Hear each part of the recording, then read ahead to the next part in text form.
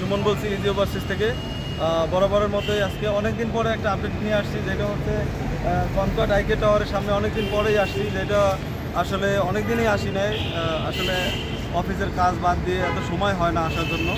তো আজকে আমাদের মোটামুটি বেশ অনেকজনের ইন্টারভিউ, এখানে ইন্টারভিউর জন্য হাঙ্গেরি ইন্টারভিউর জন্য আসছে, যারা কিনা গতকালকে ফাইল জমা দিছে।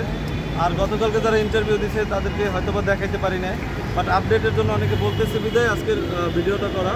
তো আপনাদেরকে যদি একটু দেখাই আমি কাছ থেকে, যে আমি কিন্তু সেই আগের জায়গা চিরচেনা কনকর্ড আইকে টাওয়ার।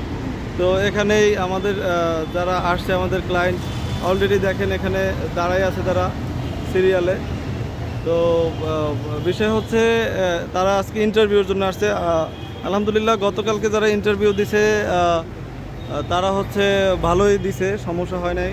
ইন্টারভিউ তো আসলে হাঙ্গেরির জন্য কোনো প্রবলেম হয় না, এটা হচ্ছে একটা আপডেট। আর একটা বিষয় হচ্ছে একটু যদি দেখাই, যারা আসলে ইন্টারভিউর জন্য আসছে অলরেডি 11টার উপরে বাজে, এখনও ডাকে নাই।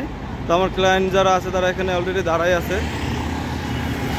এই যে সিরিয়ালে আছে অলরেডি, তারা ইন্টারভিউ ফেস করার জন্য আসছে। তো কেউ কেউ দাঁড়ায় হতাশ, কেউ আবার চিন্তা করতেছে কি ইন্টারভিউ হবে।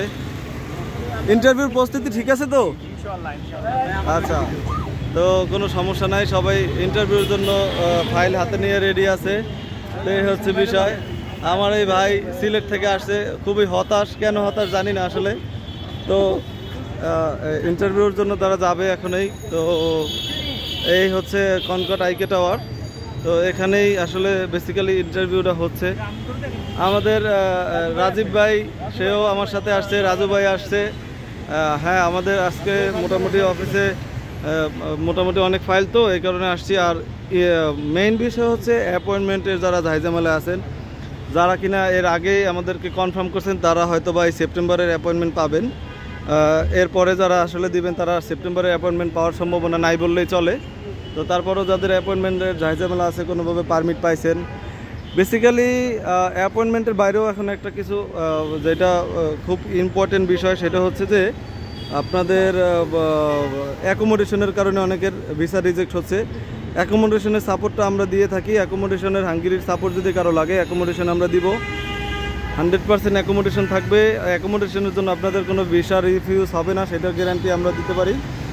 তো সেই ক্ষেত্রে আমাদের সাথে যোগাযোগ করেন, অ্যাকোমোডেশনের সাপোর্ট অবশ্যই দিব। আর পাশাপাশি যত ধরনের ফাইলের সাপোর্টিং, ফাইল রেডি করা, অ্যাপয়েন্টমেন্ট সহ এগুলোও তো আমরা দিয়ে থাকি, সেটা আপনারা জানেন। তো আপনারা যারা কিনা এখনও চিন্তা করতেছেন যে অ্যাপয়েন্টমেন্ট পাচ্ছি না, যোগাযোগ করতে পারেন।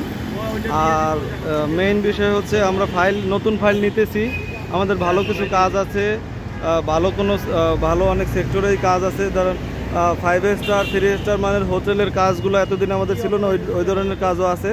যারা কিনা এই ধরনের কাজের জন্য আগ্রহী আছেন বা চিন্তা করছেন যে হাঙ্গেরিতে থাকতে হবে, বা এর আগেও আমরা যে এই যে অগস্টের 3 তারিখে ফ্লাইট দিয়েছি, তারা কিন্তু অলরেডি যাওয়ার পরে ওখান থেকে চলে গেছে, যেটা একটা খারাপ প্রভাব পড়ছে ভিসার ক্ষেত্রে। তো বলবো যারা থাকার মন মানসিকতা আছে হাঙ্গেরিতে কাজ করবেন, তারাই যোগাযোগ করেন।